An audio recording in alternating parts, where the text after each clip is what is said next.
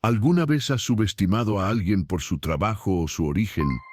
¿Has ignorado la sabiduría de quienes la sociedad considera simples? La historia que estás a punto de leer te mostrará que a veces los milagros vienen de donde menos esperas, y que el conocimiento más valioso no siempre está en los libros ni en los hospitales más caros. Prepárate, porque lo que viene te hará cuestionar todo lo que crees saber sobre la ciencia y la fe.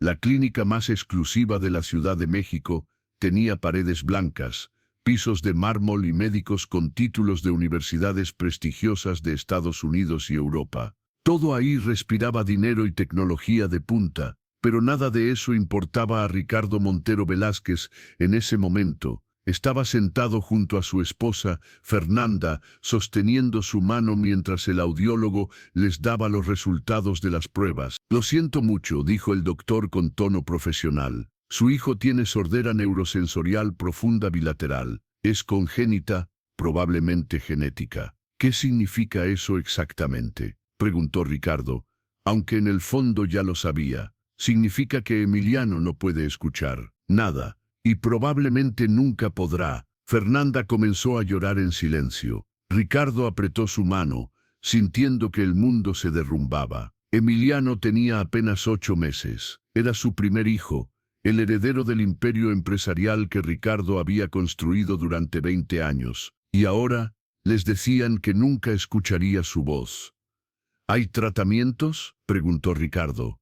«Lo que cueste, no importa el precio. Hay opciones, implantes cocleares, terapia de lenguaje, audífonos especializados. Pero debo ser honesto, dado el grado de la sordera, los resultados son inciertos. Algunos pacientes mejoran significativamente, otros muy poco.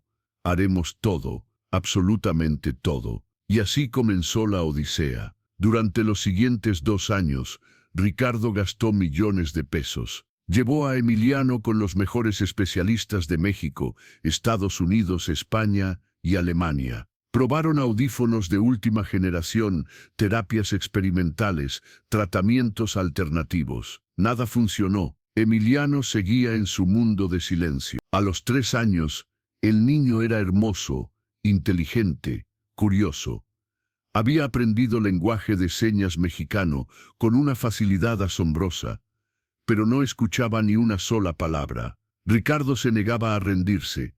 Seguía buscando, investigando, pagando, pero cada nuevo especialista, cada nuevo tratamiento terminaba en la misma conclusión: la sordera de Emiliano era irreversible. «Tienes que aceptarlo», le dijo Fernanda una noche. «Emiliano es sordo, no va a cambiar, y está bien. Podemos darle una vida maravillosa igual. No voy a rendirme». No es rendirse, es aceptar la realidad. Pero Ricardo no podía, no quería. Su hijo merecía escuchar, merecía un milagro, y el milagro llegó, de la persona menos esperada. Guadalupe Chinzún tenía 52 años y llevaba 15 trabajando para la familia Montero. Era la encargada del hogar, limpieza, cocina, organización.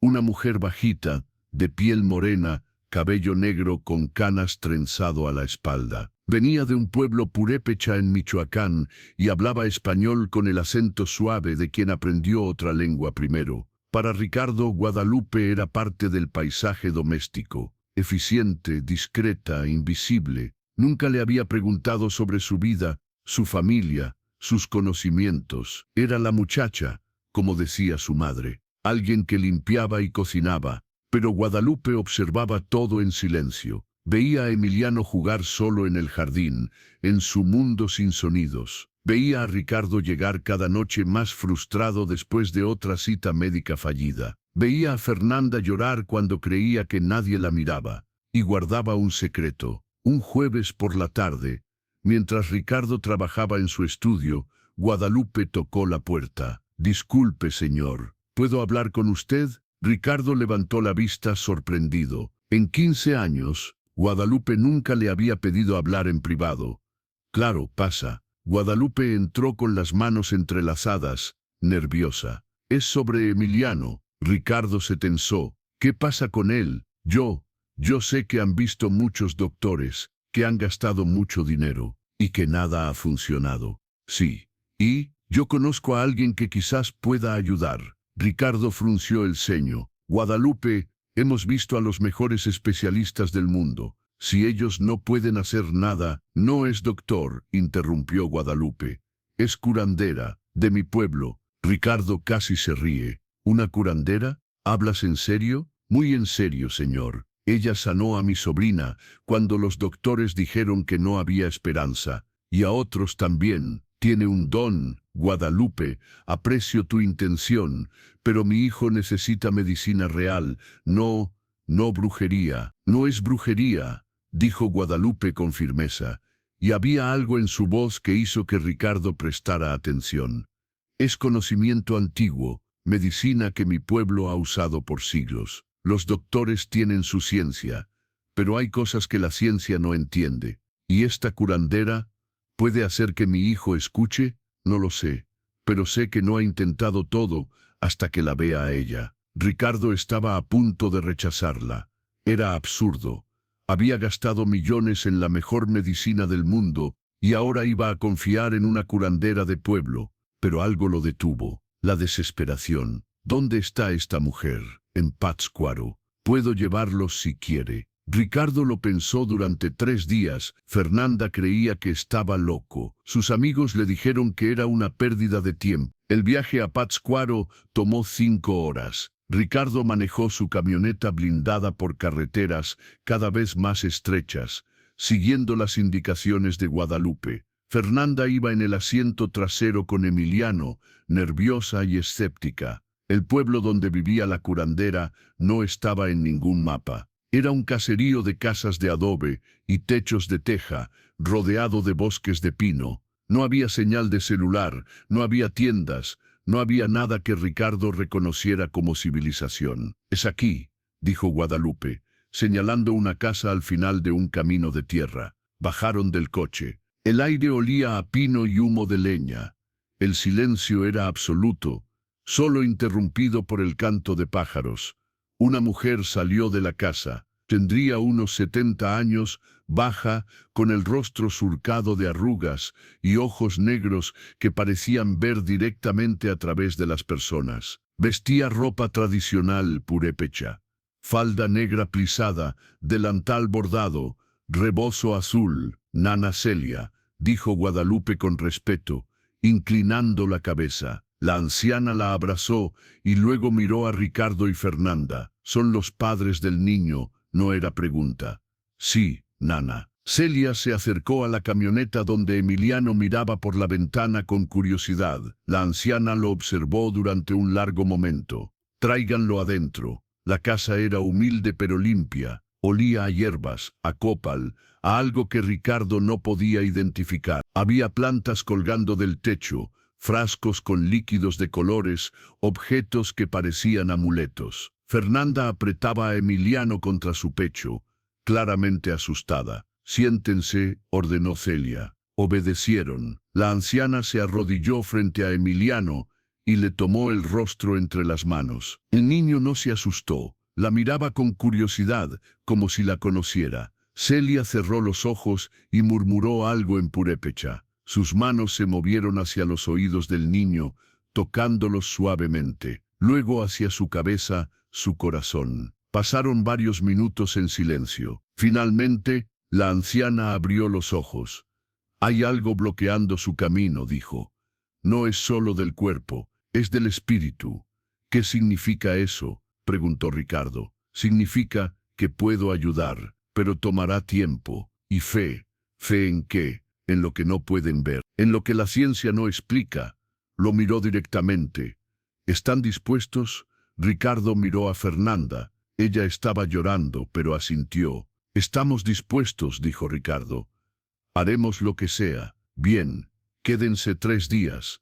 Trabajaré con el niño». Los siguientes 3 días fueron los más extraños de la vida de Ricardo. Nana Celia trabajaba con Emiliano durante horas. Le daba a beber infusiones de hierbas que olían a tierra y bosque. Le hacía limpias con humo de copal mientras cantaba en purépecha. Le ponía compresas de plantas en los oídos. Le hablaba, aunque el niño no podía escucharla. Ricardo observaba todo con escepticismo. Esto no era medicina. No había diagnósticos, no había estudios, no había nada que pudiera medir o verificar. Pero Emiliano estaba cambiando. No su audición, al menos no todavía, sino algo más profundo. Estaba más tranquilo, más conectado, sonreía más, dormía mejor. ¿Qué le está haciendo?, preguntó Ricardo a Guadalupe. Lo está sanando, no solo los oídos, todo él. No entiendo. La enfermedad no siempre está solo en el cuerpo, señor. A veces está en el espíritu, en la energía, en cosas que heredamos de nuestros ancestros. Nana Celia trabaja con todo eso. Ricardo quería discutir, decir que eso era superstición, pero veía los cambios en su hijo y no podía negarlos. El tercer día, Celia llamó a Ricardo y Fernanda a solas.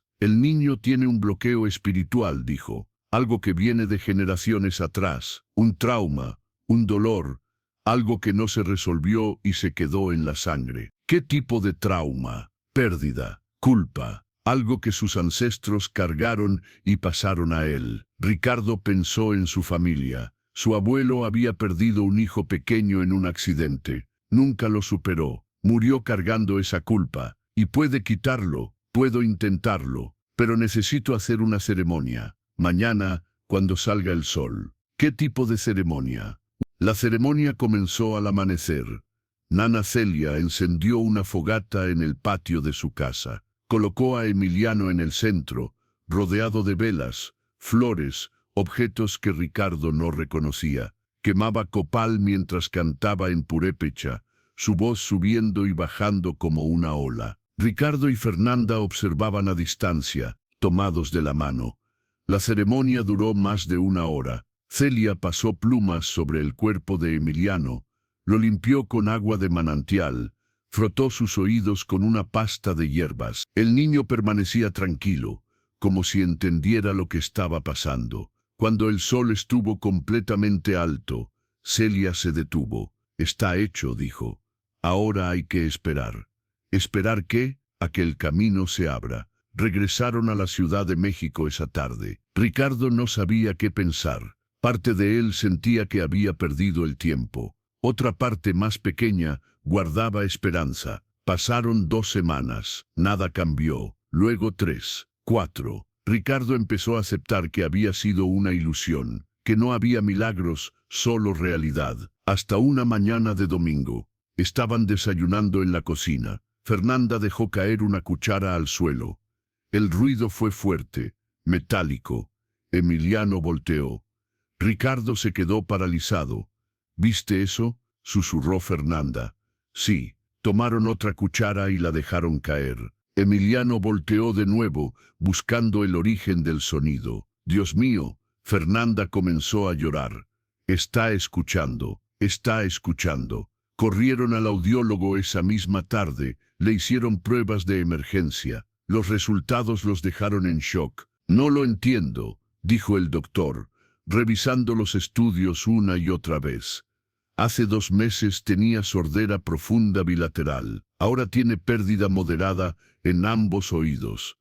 Es como si algo se hubiera desbloqueado. ¿Puede mejorar más?, preguntó Ricardo. Teóricamente no debería haber mejorado nada. Esto es, no tengo explicación médica para esto. Pero Ricardo sí la tenía. Guadalupe, Nana Celia, la ceremonia, las hierbas, el conocimiento antiguo que la ciencia no entendía. Doctor, ¿qué podemos hacer ahora? Ahora sí tiene sentido el implante coclear. Con esta mejora, los resultados serían mucho más prometedores. 3 meses después, Emiliano recibió sus implantes, y funcionaron, mejor de lo que ningún especialista había previsto. Al año, hablaba sus primeras palabras. A los 2, mantenía conversaciones. El niño que los doctores dijeron que nunca escucharía ahora cantaba canciones y preguntaba ¿por qué? 100 veces al día. Era un milagro. 1 año después del milagro, Ricardo regresó a Pátzcuaro. Esta vez no llevaba a Emiliano, pero sí llevaba algo importante. Encontró a Nana Celia en su casa, igual que siempre, serena, atemporal, con esos ojos que veían más allá. Vine a agradecerle, dijo Ricardo, y a pagarle. Sacó un cheque, una cantidad que hubiera sido una fortuna para cualquier persona de ese pueblo. Celia miró el cheque y negó con la cabeza. No quiero su dinero. Pero usted sanó a mi hijo, yo no lo sané. Abrí un camino, él lo recorrió, y usted tuvo fe suficiente para traerlo. Entonces déjeme hacer algo. Lo que sea. Celia lo miró por un largo momento. ¿Quiere agradecerme? Sí. Entonces use su dinero para construir una clínica aquí. No para reemplazar nuestra medicina, sino para complementarla, donde doctores y curanderos trabajen juntos, donde la gente de estos pueblos tenga acceso a las dos sabidurías. Ricardo lo pensó. Era una idea loca, mezclar medicina moderna con prácticas tradicionales. Los médicos se reirían, pero ya no le importaba lo que los médicos pensaran. Lo haré, dijo. Le doy mi palabra. Cumplió. Un año después, se inauguró la clínica comunitaria Emiliano Montero en las afueras de Pátzcuaro. Tenía doctores con títulos universitarios y curanderos con conocimiento ancestral. Ofrecía consultas gratuitas para la gente de la región. Nana Celia fue la primera paciente honoraria. Hiciste bien, le dijo a Ricardo el día de la inauguración. Tu hijo vino a enseñarte algo. ¿Qué cosa? Que no todo se puede comprar, que hay poderes más grandes que el dinero, y que los milagros existen para quienes están dispuestos a creer en ellos. Ricardo miró a su hijo, que corría por el patio de la clínica, persiguiendo a otros niños, riendo, gritando, escuchando. Había gastado millones en los mejores hospitales del mundo, y la respuesta había estado en una anciana de pueblo que cobraba con fe. Guadalupe tenía razón, le dijo a Fernanda esa noche. No habíamos intentado todo hasta que la vimos a ella. Y ahora entiendo que hay cosas que la ciencia no explica, y que está bien no entenderlas. Solo hay que respetarlas. Emiliano entró corriendo a la habitación. Papá, ¿me cuentas un cuento? Ricardo lo cargó, sintiendo ese peso tibio contra su pecho. El peso de su hijo, el peso de un milagro. Te cuento todos los cuentos que quieras. Y mientras lo hacía, agradeció en silencio. A Guadalupe por su valentía, a Nana Celia por su don, al universo por darle una segunda oportunidad, y a Emiliano por enseñarle que a veces hay que perderse completamente para encontrar lo que realmente importa. ¿Y tú? ¿Has ignorado alguna vez la sabiduría de quienes la sociedad considera simples? ¿Has descartado conocimiento solo porque no viene con título universitario? La historia de Emiliano nos enseña que los milagros existen, pero a menudo vienen disfrazados de lo que menos esperamos. Una empleada doméstica, una anciana de pueblo, medicina que no se aprende en libros. A veces, cuando la ciencia llega a su límite, la fe toma el relevo. No una fe ciega, sino una fe valiente, la disposición a intentar lo que parece imposible. La próxima vez que enfrentes un problema sin solución, mira a tu alrededor. Quizás la respuesta está en la persona que menos esperas, en el conocimiento que has ignorado, en la sabiduría que la soberbia te impide ver. Estás listo para abrir tu mente a lo que no entiendes.